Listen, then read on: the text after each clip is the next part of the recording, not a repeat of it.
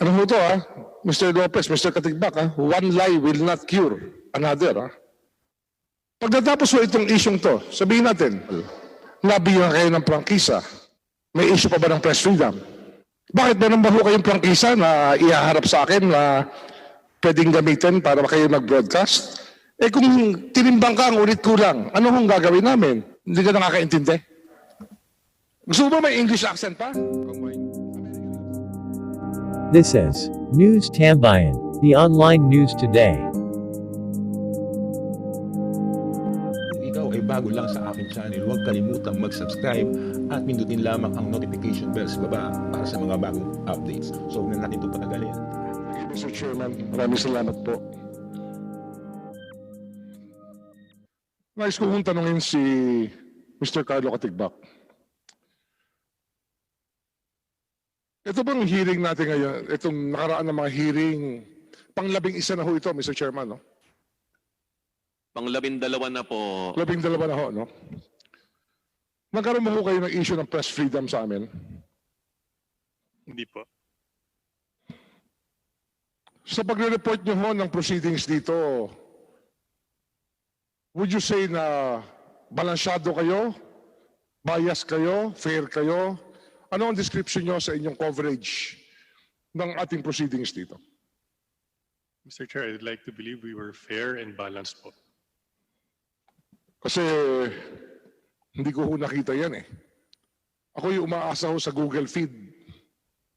Ang Google kasi, mayroon silang metrics, yung gusto mong basahin, lumalabas. Binabasa ko lahat ng ABS CBN feed sa Google. At wala ho nakitang balansyado. Ang mga kagaya ho, ng example, citizenship. Ang inyong sinabi, Gabi Lopez is 100% Filipino. Hindi nyo naman sinabi siya American citizen. Tapos pagdating mo sa PDR, totally legal. Hindi nyo naman sinabi na may nakikita kaming problema. Pagdating po sa Amcara, sabi nyo meron kayong black time arrangement na ito ay dahilan na hindi dapat isarado ang TV+. Ngayon, tatanungin ko sa inyo, was there a balanced way of reporting it or was it really from the perspective of ABS CBN? Mr. Chair, with your permission, can I ask Ms. Jing Reyes to answer that po? Ms. Jing Reyes. Thank you, Your Honor. Your Honor, malawakan po talaga yung naging coverage namin sa franchise hearings dahil unang-una, historic po ito at marami na talagang araw ang ginugol ng institusyong ito sa issue ng prangkisa. Sinisiguro ko po sa inyo, 4 halos ang news teams na nakabantay po sa hearing. At sa loob ng TV Patrol, ang aming flagship news program, ilang beses po naming inilalabas ang mga highlights ng franchise hearing at lagi pong naroroon ang akusasyon laban sa ABS, ang sagot. So, andun po lahat ang pinakamahalagang bahagi na didiscuss at natatalakay dito sa ating mga hearings, Your Honor. Gayon din po sa iba naming natitira pang plataforma sa pagbabalita, ganun din po sa DZMM. Ang sinasabi nyo, totally fair ang inyong coverage ng hearing na to. Na lahat ng nangyari dito, inilabas nyo talaga. Yun po Yes, Your Honor. Kayo po ay palaging naroon sa aming pagbabalita kahit na po ang inyong maraming posisyon ay hindi pabor sa ABS CBN, Your Honor.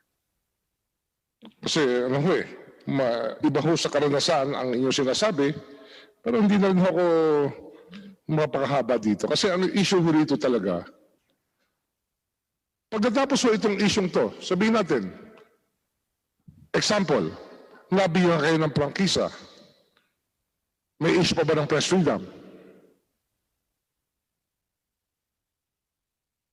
Your Honor, naniniwala naman po kami na ang issue ng press ay dala o naging epekto ng CDO na pinatupad ng NTC noong May 5, Your Honor. Bakit meron ba ho kayong prangkisa na ihaharap sa akin na pwedeng gamitin para kayo mag-broadcast? O pag kayo po'y tinigil ba, press freedom na ho ang inyong issue? Alam ko naman po na may iba pang issue, Your Honor. Gayunman, hindi rin po natin maikakaila na nagkaroon din naman ng chilling effect yung CDO na pinatupad ng NTC. Chilling effect ang sinasabi nyo. Ang tinatanong ko ho dito ay nung tumigil ang TV Plus sa pag-broadcast, ang problema ho rito kasi, no franchise, no broadcast. Bakit nyo nasabi na press freedom ang issue, ang pinag-uusapan po, yung prangkisa. Ano ho yung kinalaman ng press freedom sa prangkisa na nag-expire, na wala ho ang ABS CBN ngayon? Ano ho kinalaman ng press freedom doon? Your Honor, totoo po na broadcast kami o narrowcast kung inyong mamarapatin dahil yun po ang tawag sa cable, ano? Pero hindi rin naman po natin maitatatawa o maitatanggi na ang ideya po ng press freedom, ang pagpapractice po ng press freedom ay hindi lamang para sa aming mga journalists. Lahat po ng mamamayan ay nakikinabang po dito. At ito po ang aking paninindigan na nung naputol po ang aming koneksyon sa malaking audience ng Channel 2 at DZMM, naapektuhan din po ang kalayaan sa pamamahayag dahil hindi na po kami na-access ng maraming manonood, Your Honor. Ngunit, nakapag-broadcast ho, natuloy naman ang cable nyo, yung internet platform, ang nawala lang naman sa inyo, di ba, yung airwaves na patrimonial property of the state, na kasama sa pagbibigay ng prangkisa, na kasamang frequency na binibigay ng NTC pag kayo po ay may certificate of public convenience and necessity. Mali ho yun o tama ho? Yes, Your Honor. However, may I just explain na meron din naman pong ibang na paso ang prangkisa at pending pa po ang renewal. Pero Pinaliwanag ko na ho yan. sara. Ang sabi ho namin kay Congresswoman Virago, kung meron siyang problema sa prangkisang paso na pinayagan, ireklamo lang. Ngayon, immediately yung committee ho, gagawin ang trabaho niya. Naalala mo yun, Mitch? Yeah, may dala siyang sulat, might as well, di ba? Pero ang tinatanong ko nga sa inyo, kaya sabi ko nga sa kanya, tsaka alam naman ang lahat yon. Pag may reklamo, tutuluyan namin. Pag wala akong reklamo, ano magagawa namin? On our own, we'll hand down everybody. Hindi ho namin trabaho yun. Ang trabaho ho namin dito gumawa ng batas. Nagkataon, kung may pasong prangkisa, hindi ho pinaalam sa amin. Congressman Remulla, sa pagkakaalala po ng isa sa mga chairman ng joint committee ito, ay ibinigay ko na po ang assurance kay Congresswoman Mickey Violago na yung po kanyang mga nasabi niya na may pasong prangkisa ay susunod na pag-aaralan ng committee ito. At inaasahan po natin na magkakaroon din ng mga susunod na hearing ukol naman po sa ihahain ni Congresswoman Mickey Violago na House Resolution. O dito ABS ho CBN. natin ang usapan, Ms. King Reyes. No? Kasi mamaya ho, siyempre, ang tanong natin dito, pag kayo ba hindi nakakuha ng prangkisa, press freedom issue ba ho ito? Maaaring yan po ang maging paninindigan ng mga mamamahayag, Your Honor. Paano ho naging press freedom issue yun? Eh kung tinimbang ka ang ulit kulang, ano hong gagawin namin? Sasabihin namin, sapat pa rin ang timba, kahit kulang? Your Honor, may you repeat the question? I'm sorry. Ika nga ho, sa Tagalog, tayo naman yun, marunong mag-Pilipino no? Pag sinabing tinimbang ka ang ulit kulang, you were weighed and you were found wanting. Yan po ay isa sa mga desisyon na posible sa kumiting ito. Tayo po ay dumadaan tayo ngayon sa isang proseso sa pinag-aaralan. Kung sabihin namin na o makita ho ng komite na meron kayong pagkukulang at marahil ay hindi mo na dapat bigyan ng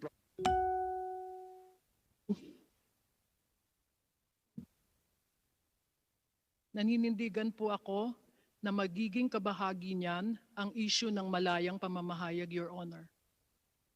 Kaya ang sinasabi nyo, pag nabigyan kayo ng prangkisa, walang issue ng press freedom. Pag hindi kayo nabigyan ng prangkisa, masama kami dahil nag-violate kami ng press freedom. Yun po yung blackmail nyo sa amin. I am not blackmailing this honorable body, Your Honor. Ano ang tawag nyo ron? Kasi naririnig ko na kagad. Sabihin natin, hindi tayo matuloy sa pagbibigay ng prangkisa, babanatan nyo kami. Ganun ho yun. No, Your Honor. Hindi po namin kayo babanatan. Sasabihin lang po natin kung ano ang magiging outcome ng hearings ng Kasi Congress. siyempre sa karanasan po namin, ako po malapit na mag-senior citizen eh. At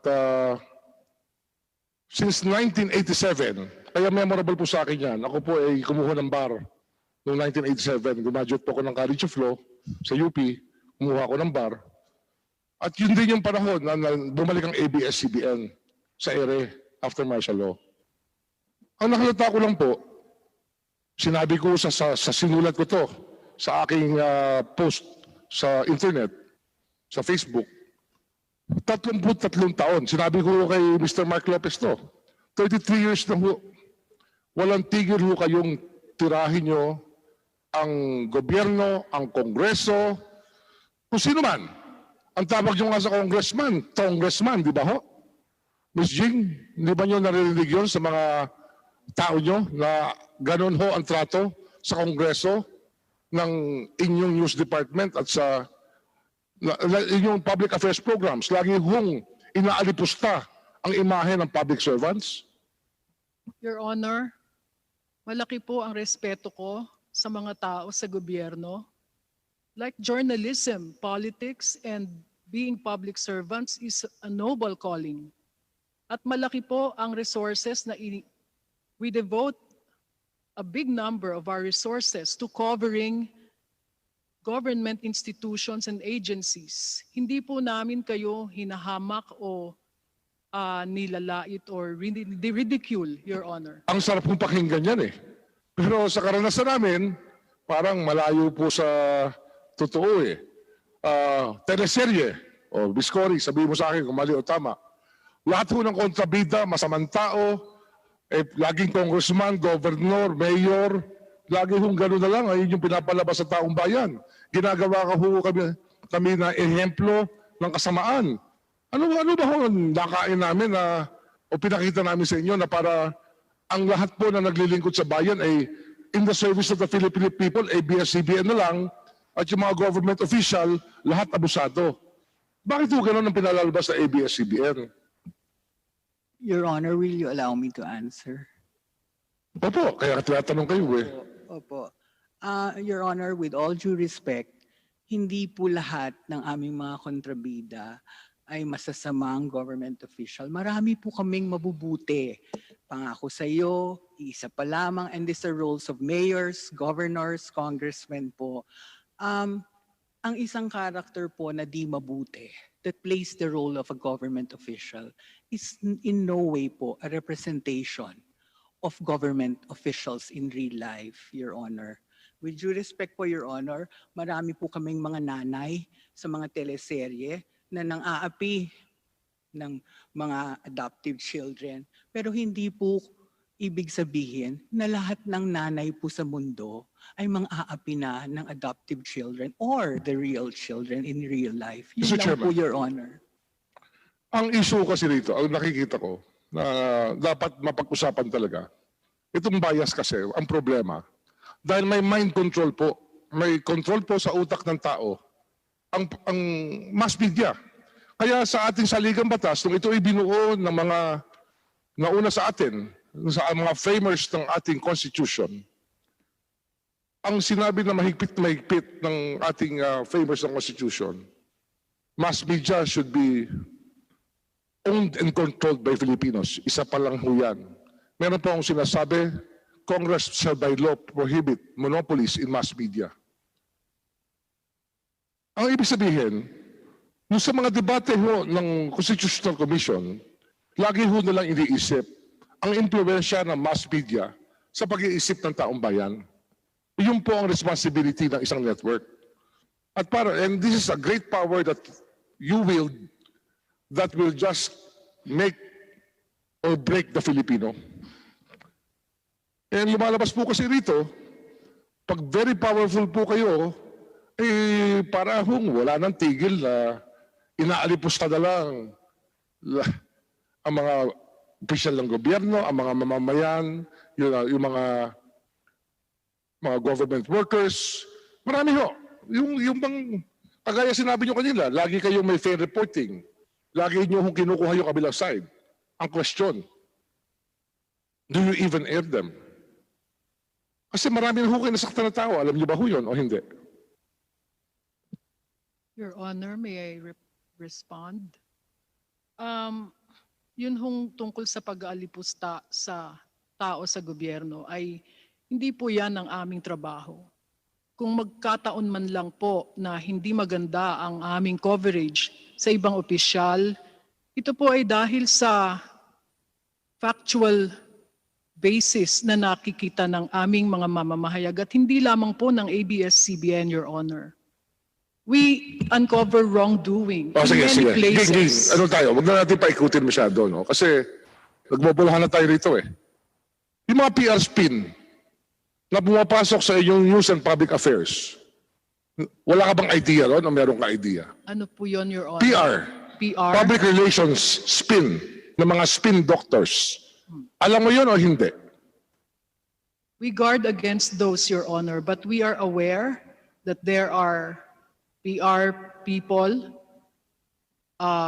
spin doctors, if you will, who try to request our anchors or some of our journalists to air. Tanungin kita, yes or no lang, isang beses lang ha. Has ABS CBN ever done a spin on a story na may nasaktan kayo mga tao at yung taong yun ay hindi nyo na na-air yung storya, yung side dyan na storya? Yes or no?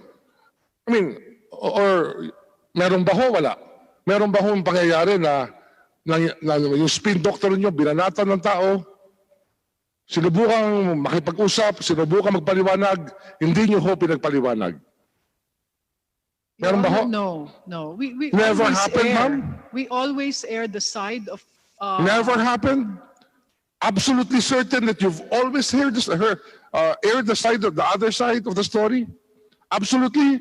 Your Honor, there are times when the other side is not aired because they refuse to be interviewed or they refuse to give us a statement. That is my point. That is happening not only to ABS CBN, Your It's Honor, around the but world. other media. It's around the world. Worldwide too eh. The unbridled power of mass media. Vis-a-vis all other institutions that people, that the world has. Mawa, sa bansa natin, we have the executive, the legislative, judiciary, and we have mass media. That's basically the fourth branch of government. Would you agree with me, Mr. Chairman? Probably the fourth estate, mass media, is more powerful than government itself. I don't think we're more powerful than government, Your Honor. In fact, that's why we're here today, because I understand that our future is in the hands of the government, in the hands of the legislature.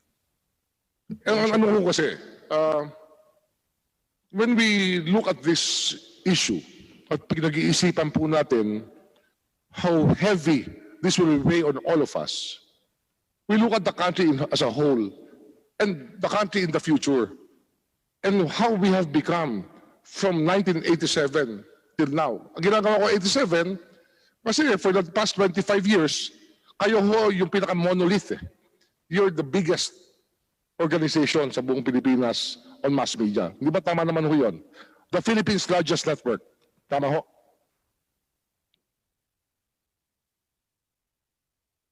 Tama po. So, ang reminder ko nga, napakabigat ho ng responsibility ng mass media sa bansa natin. The way that people think, yung ano na uuso, kung ano sayaw na bago, kung ano ang trending, puro na lang mass media nagdadala. Tama ho o mali? Mr. Chair, if you allow me lang to say a few words, please. No? The last 11 days po, the last 11 hearings, napakinggan po namin ang lahat ng, sa tingin nyo po, tingin po ng Kongreso, ang mga pagkukulang po ng ABS CBN. Kami ni Mark po, we have been here 3-4 years maybe, at hindi po namin kayang sagutin ang mga nangyari before our time. Pero hindi rin kami arrogante na hindi po nakikinig sa mga sinasabi ninyo. Alam po namin na maraming kailangan ayusin,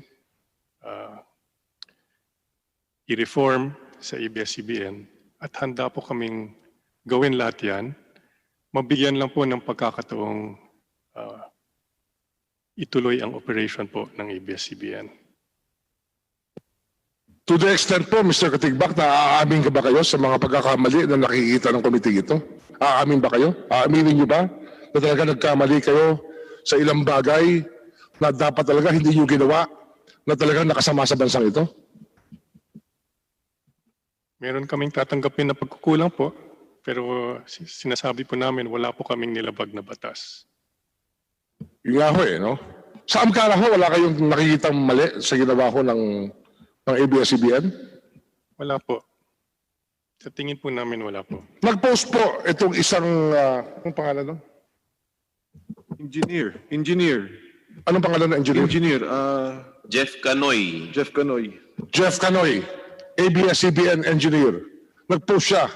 Malungkot siyang pinapatay niya yung signal ng TV Plus ng June 30.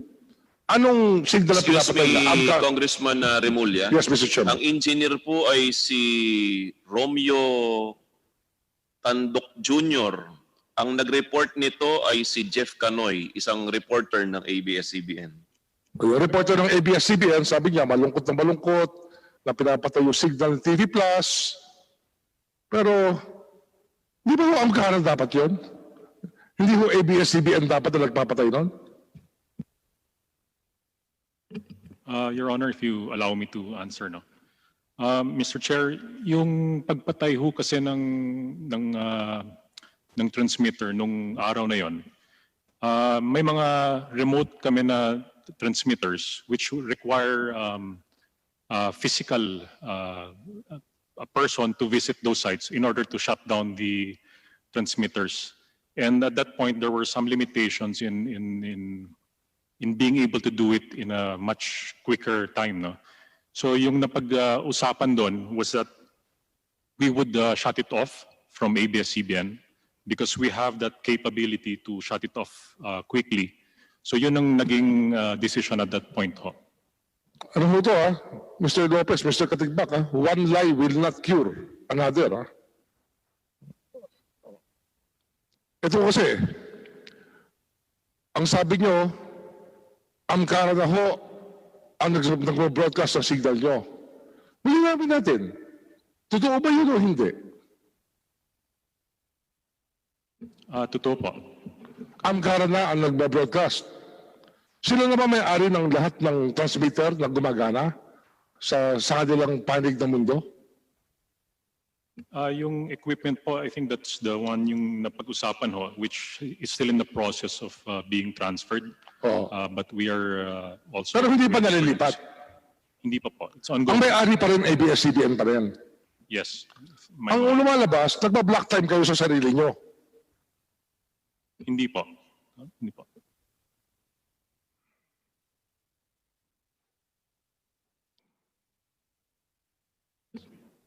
Yes, kasi ho, the NTC originally assigned Channel 43 for the use of... Sino may-ari ng Channel 43? Sino may-ari ng frequency? Amcara po, Channel 43. Hindi. Ang may-ari ng frequency, taong bayan. Tama ho, mali? Tama po.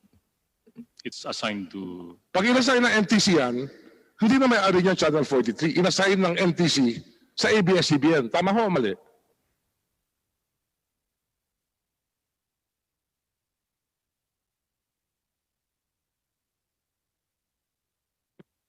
I think may problema yung microphone niya.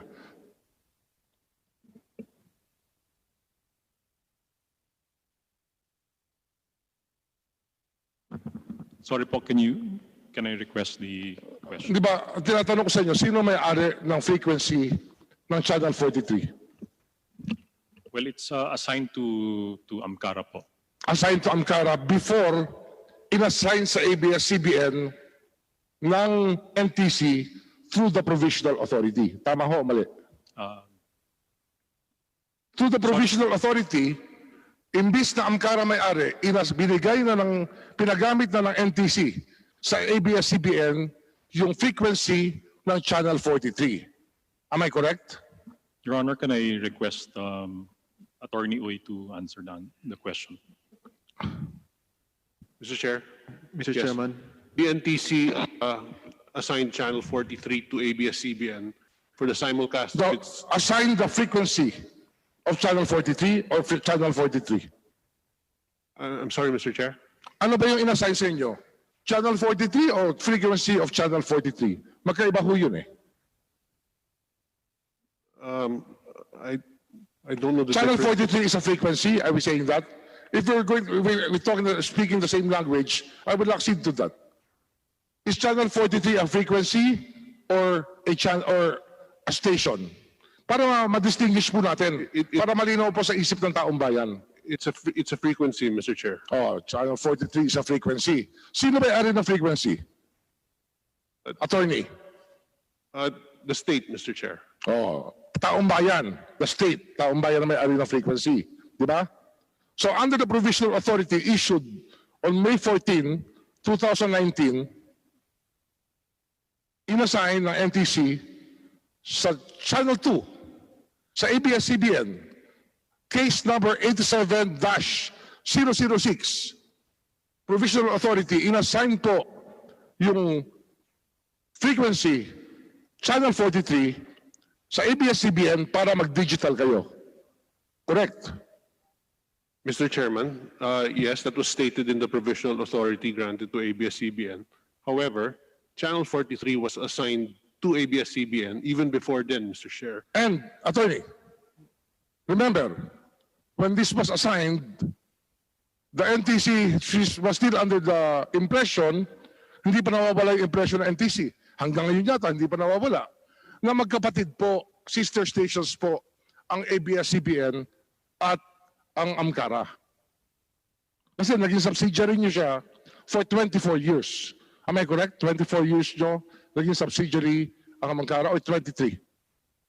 ABS-CBN had shareholdings in Amcara for that period, Mr. Chair. For 23 years, 49%.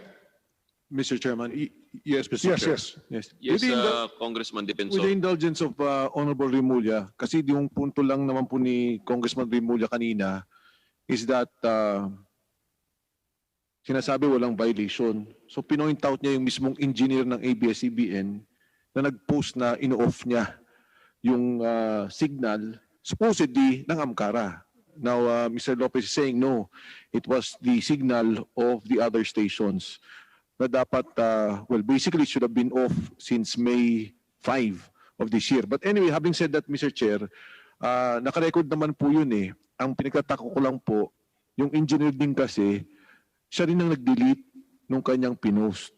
So talagang hindi maalis sa amin at maging sa komite, kasi may nag-send na message po sa atin, kanya-kanyang may nagbigay na message dun sa pangyayari. But I guess, Mr. Chair, yung pong sinabi ni Congressman Remulla, nagtawag naman po ng investigation sa NBI and they will give the respective report given this development. Tingnan na lang po natin doon because I would think, Congressman Remulla, that ABS-CBN would assert na hindi mali yung o hindi yun violation at wala silang ginagawang violation. But from your observation, and I agree with your observation, in this particular case, na dito sa engineer ng ABS-CBN, may konti po akong nakikitang kamalian. Tingin ko talaga yung assertion namin dati pa na ginagamit yung signal, ginawa niya. Kasi kung hindi, bakit niya po binaba? Bakit niya tinake down yung kanyang pinost? So that's it, Mr. Chair. I just wanted to put the discussion again back on track on the points being raised by the Honorable Remulla on the question of the political bias, Mr. Chair. Attorney Maxi, no? Maxi ba? Yes, Mr. Chair. Oo. Ang tanong dito, ang Amcara and ABS CBN was together until 2019 as a subsidiary ba? Tama ba, Attorney Maxi? I don't think it qualifies as a subsidiary, Mr. Chairman, because ABS CBN had a minority stake only. Bakit mo nag-oopisina ang Amcara sa ABS CBN that whole time? Mr. Chair, the stockholders of Amcara elected as directors of Amcara persons who were also officers of ABS CBN. Which is Mr. Gabi Lopez and Mr. Freddy Garcia. At some point, Mr. Chairman, yes. At sila rin ang may pirma ng FS nila. Financial statement nila, di ba?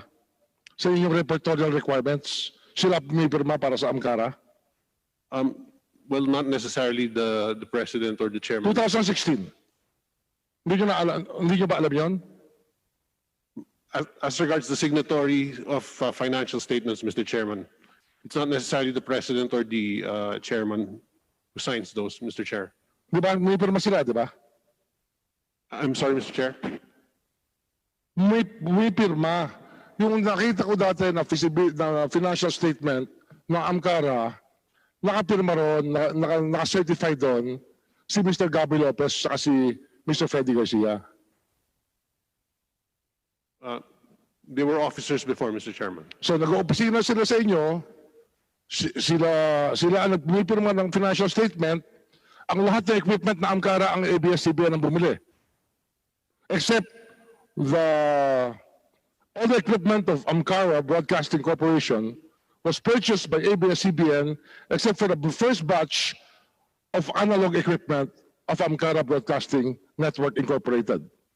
Am I correct here? Mr. Chairman, the equipment that was purchased for Channel 43, which was assigned by the NTC to Amcara, was purchased by ABS CBN because that frequency was assigned to ABS CBN for the digital simulcast of Channel 2. Because it was assigned to ABS CBN, Mr. Chair, ABS CBN was the entity that imported and acquired the equipment. Naturally, Attorney Maxi, naturally, when you are given the authority to go digital television, you will need a digital transmitter and digital equipment to do the same. Am I correct? Yes, Mr. Chair. So you had to purchase this. Yes, Mr. Chair. So binili nyo yung mga gamit na yon. Kayo ho ang bumili. ABS CBN, yes, sir, Mr. Chair. Hindi Amcara ang bumili. Yes, sir, Mr. Chair. And hanggang ngayon, hindi pa rin Amcara ang may-ari na equipment. It's in the process of being transferred, Mr. Chair. The documents have been executed, except that due to the quarantine, the documents were not submitted to the NTC for its approval. But the documents have been executed, Mr. Chair. Pero Attorney Maxi, 24 years, almost the whole time, hanggang itong the whole 2020, hanggang sa life ng Amcara, kayo po yung black timer ng 21 hours a day, 7 days a week, for 25 years. Kayo po yung black timer ng Amcara. Iyon ang inyong posisyon. Am I correct? Yes, Mr. Chair. Pero walang investment na bago ang Amcara sa equipment. I'm sorry, Mr. Chair, I didn't understand. Hindi kasi, hindi ka ba nagtatagalog? Hindi ka nakakaintindi? Hindi po, nakakaintindi po. Hindi ko lang po naintindihan yung sinabi nila. O sige, ulitin natin. Ang gamit ng Amcara nanggaling sa ABS CBN. Ayun ang iyong sinasabi sa amin. The facilities of Amcara, gusto mo ba may English accent pa? Kong Boying. American Kong Boying. accent, gusto mo? Kong Boying, sorry po. Hearing suspended for a few minutes. Hearing resumed. Kong Boying. Kong Mike Defensor. Mr. Chairman. Kong Boying. Sige po. they seem to be very hesitant to answer questions about Amcara, and I'm being given the runaround here by even the legal counsel of ABS CBN, the in-house legal counsel. And due to this unfortunate fact, when we are trying to clarify some issues, I move that we investigate Amcara in the Committee on Good Government, or the Blue Ribbon Committee, together with the NTC's testimony. So to go into the bottom of this block time arrangement, which I refuse to believe is a block time arrangement, but a usufruct, which they have used to vilify this committee before social media, saying that not only this committee, but maybe the NTC, that we had no right, or nobody had a right to terminate the broadcast of the TV Plus, the digital format platform, when we all know that the franchise has already expired. So with that, Mr. Chairman, I terminate my interpellation for today to give way to the other congressmen who have been waiting also, like me, who waited for 5-6 hours for my turn. Thank you, Mr. Chairman. Maraming salamat, Congressman. So guys, hanggang dito na lamang muna. See you on my next video. Thank you.